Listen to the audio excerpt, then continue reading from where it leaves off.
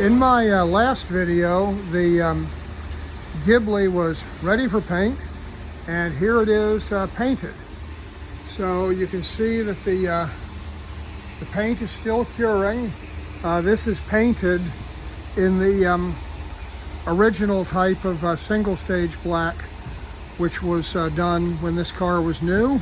And you can see that while the paint cures, we're now assembling the wiring. You see there's a new harness. The old harness came out of the car and we sent this off, had a new harness made over in England, and here it is being threaded back in.